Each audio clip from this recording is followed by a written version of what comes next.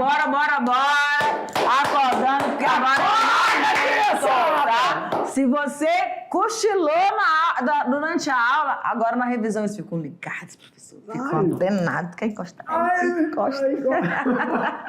Ei, ele tá com frio, gente. Ele tá frio, geladinho, pega a pontinha do dedo, não dá pra assistir mais nada. Ei, vamos embora então. Essa é a nossa aula 9.2, né? 9.2. Então, nós estamos falando sobre o quê? A composição. Quais são os critérios que devem ser observados por você, proprietário, por você, agricultor, por você, safeiro, por você, futuro safeiro, que já vivencia os safos, tá bom? Gostou, não foi? Tá com fome. Gente, o safeiro ficou ótimo, né? Gente, aula 10.2. Ó, componentes do sapo. Pronto, agora tá ficando aí, rindo. Oxi. Simbora então, galera. Quando nós falamos sobre essa composição, o que nós podemos inserir? Quais são, o que é de especial que precisa?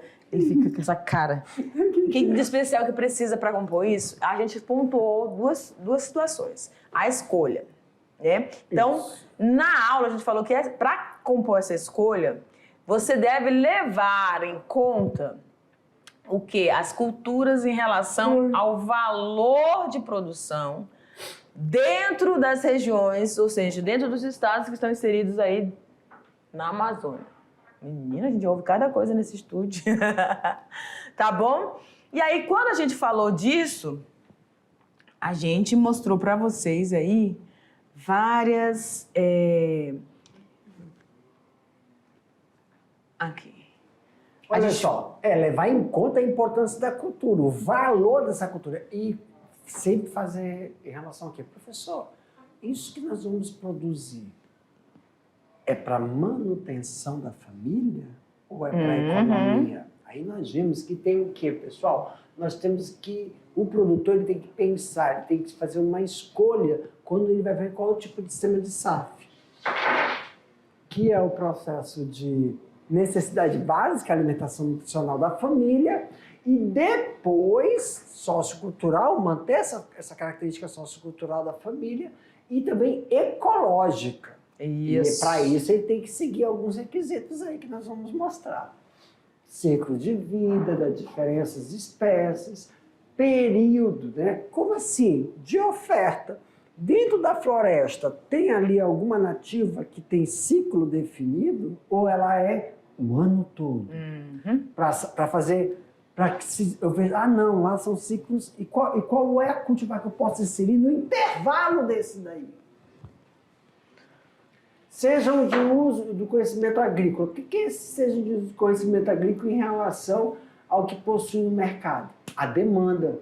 Então, quando você tem conhecimento dessa demanda, tanto do nativo quanto do que você vai inserir para suprir, possa ser compensado. Nós falamos também sobre a distância dos consumidores, ou seja, do que você está ofertando para esses consumidores. Então, quando essa distância é muito próxima, então, você vai escolhe os perecíveis. Isso. Quando ela é muito distante, você vai procurar produtos que tenham maior durabilidade, porque a gente está aqui no viés ecológico e a gente não tem essa questão do conservante. Mas aí a gente deu a questão das polpas, né, professor? A gente vai fazer refrigerar esses alimentos. Aí foi nesse aí, esse roxinho aí, está escrito, definir o que vai ser o carro-chefe. A gente vê que é muito difícil, mas é uma vitória quando a pessoa encontra o carro-chefe nem em relação aos vegetais. Já os animais, é batata. Leite, vai inserir, bota logo o gato leiteiro, que ele é a base para todos os outros. Não só... um outro exemplo, para não falar só que eu falei... Porco. Sim. Já digo que seria o porco, por causa da banha. A banha, você pega a banha de porco, quando você mata o animal, você tira a banha do porco, o óleo do porco, faz o óleo, e ele endurece sozinho, ele solidifica. E ele também é usado como para armazenar. Você bota o charque, você bota a carne do próprio porco, a carne da galinha, tudo mergulhado dentro da banha. Então, isso é um conservante, depois você tira ali, já para ficar naquele... Nossa, é uma delícia. E aí a gente falou das espécies, né, temporárias da lavoura, dos quesitos que elas necessitam, do potencial que elas têm dentro desse viés econômico, tá bom? E, galera, então a gente finaliza aqui. E aí você vai ficar com a sua atividade e já já a gente retorna para discutir um pouquinho mais. Tchau!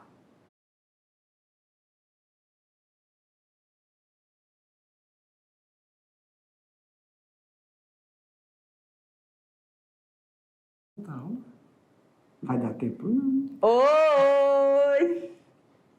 Galera, olha só. Vamos lá? Galera, olha só. Agora a nossa atividade... Estava aqui falando com a Tatá. Será que eles conseguiram terminar? Não sei. Será que vai dar tempo deles terminarem a atividade? Questão número 1 no quadro. Por favor, diretor, joga lá. Olha lá, gente. Ai, eu começo a elogiar e daqui a pouco vem bomba, né? Mas é o seguinte. Essa, a gente tem a pergunta, somente a pergunta. O que é necessário, galera, para a escolha dos nossos componentes dentro dos sistemas agroflorestais? O que é que eu posso, como é que eu posso compor isso aí? Então, a gente destacou para vocês, né, que você precisa levar em grau de consideração maior o valor de produção daquilo que vai ser comercializado ou consumido, né, familiarmente, dentro do seu estado. Por que quando a gente fala estado ou inserido na região amazônica? Porque mesmo estando nesse bioma, existe uma diversidade, existem relevos, né? Tá frio. Existem relevos que fazem com que você tenha uma característica de vegetação diferente e, consequentemente, de incidência de sol, incidência de vento e a enxurrada que a gente fala, a lixiviação dessa água e carregando esses nutrientes, dependendo do relevo, vai ser de forma diferenciada também. Vocês lembram que durante uma aula a gente falou, que o professor Jefferson destacou, que tinha uma parte que você tinha a floresta no fundo e a agricultura ali tradicional, de forma tradicional, sim, porque foi pensado naquela área que já estava, né, debilitada, e aí a forma mais adequada de você tentar fazer essa reestruturação desse solo para potencializar ele, você utilizar essa agricultura. E aí mesmo assim, eles mantiveram o declínio original. Isso, mantiveram, acompanharam o que era natural, né? Só fizeram os extratozinhos daquela agricultura, tá? Vamos embora para a segunda, professor. Quais são os fatores a serem considerados nas lavouras do tipo temporárias? Então, galerinha, olha aí, ó. Os fatores, pode clicar, teacher. São tradição e a experiência com o cultivo agrícola. Então, quando a gente fala isso, tem duas questões aí. É a tradição e a experiência, não só com o cultivo agrícola, mas também com o cultivo natural. O indivíduo lá que está lá na mata, conhece aquele babaçu, sim, conhece aquela... E é totalmente diferente. É totalmente diferente. É totalmente diferente. Esse conhecimento aí do tipo de vegetação, de tipo arbóreo, arborícola, isso, dentro da vegetação, de como que produz, isso aí é um olhar diferente. Até porque eles também acompanham toda a dinâmica da fauna local, né? Potencial econômico local e o valor alimentício. Então, o potencial econômico é, na escolha tanto do interno como externo, você conseguir ter um fluxo e uma demanda, tá? Outro, valor alimentício é nutricional isso, tá, galera? Sempre mantido. O que isso está falando? Lembra? O adubo da floresta é só para manter a própria floresta. Se tu for inserir algo, uma cultura que é exigente, tem que tomar cuidado com isso para poder não dar Esse potencial econômico também tem o valor alimentício, tem aquele da produção de madeira, né? Sim. Que também aí sai da questão alimentícia, ou seja, você vai atender outro tipo de demanda sua, né? Outra necessidade. Perfeito. Tolerância à sombra, competição. Perfeito. Efeitos de competição. Competição. Sobre o que eles competem? Efeitos de competição de árvores plantadas por nutrientes, luz, sol, sombra. O que é tudo isso? É que tem duas visões. Quando tu vai potencializar alguma coisa na floresta, vai ver o que tu quer potencializar são árvores que não são tão exigentes em incidência solar. E se forem árvores que são exigentes em incidência solar, você vai derrubar outras? Ou você vai fazer uma poda? Tem que ver isso. Agora, se eu for inserir uma cultivar lá, tenho que ver se ela, igual o cacau, tenho que ver o abacaxi, o cupuaçu. O abacaxi é doido por solos ácidos. Entendeu? Então, ó, falamos de incidência solar, mas agora pensando em nutrientes, a competição, tem que ver porque tem árvores lá que se desenvolvem em solos ácidos e outros não se desenvolvem. Então tem que ver tanto água, nutrientes e incidência. O clima, a climatologia da floresta é diferente dos pomares tradicionais. Sim. Os pomares tradicionais têm o quê? Sistema de gotejamento. Lá não, o que mantém o solo úmido? Cobertura morta. Isso. Perfeito. Plantas que não sejam trepadeiras. Ah, sim. Essas questões de trepadeiras é mais quando você está na própria floresta e a característica dessa planta é ser trepadeira e você pode causar um desenvolvimento muito grande de uma planta trepadeira e fazer um puto de um sombreamento em uma determinada área. E também tem a questão, professor, que eu acredito que sejam as trepadeiras mesmo, que elas podem se conectar com as outras e aí e aí acabar num incidente natural, chuva, um temporal, elas acabam arrastando, né? Também. Então elas abrem, acabam levando clareiras e se você estiver dentro desse sistema vai complicar, né? Não pode ser hospedeiro de pragas e doenças. As espécies que não causam danos físicos às árvores, a gente comentou isso durante a aula. Safra diferenciada de forma a garantir, o uso de mão de obra e geração de renda. Eu pensava disso aí. Ó, na questão 3, galera, na escolha dos componentes de espécies arbóreas e lavouras perenes, e em relação ao uso múltiplo da espécie, podemos trazer como exemplos o quê? Olha lá.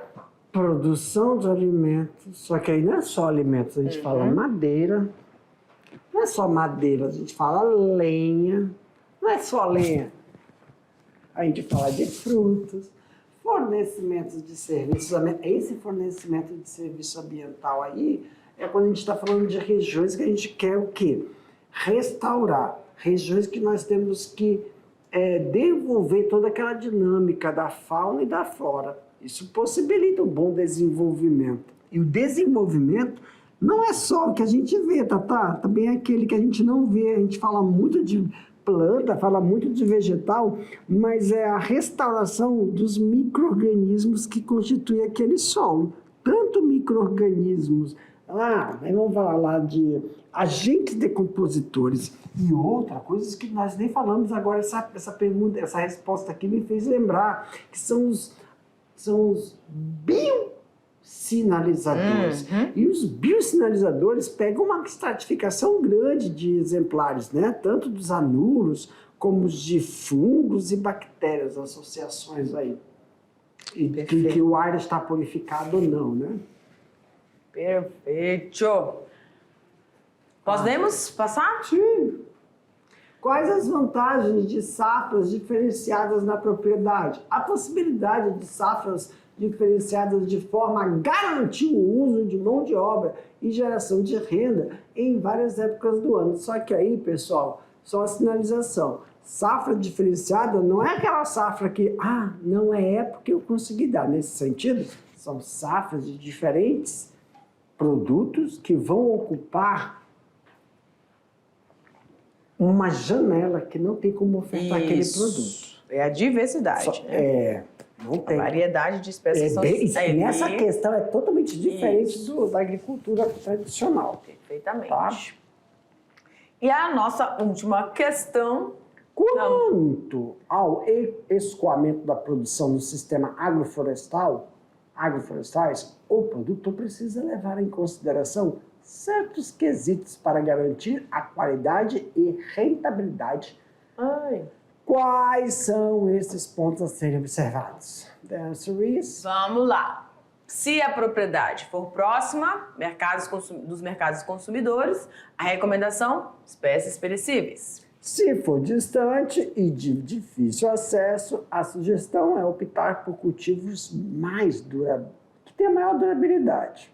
E você precisa definir um carro-chefe dentro do seu SAF que seja uma cultura de mercado promissor e tenha conhecimento de técnicas bem interessantes e bem práticas dessa produção, tá bom? Domine essas técnicas. Belezinha, galerinha? Vamos embora, mas a gente vai voltar já para o nosso próximo encontro. Beijo grande no coração. Tchau, tchau.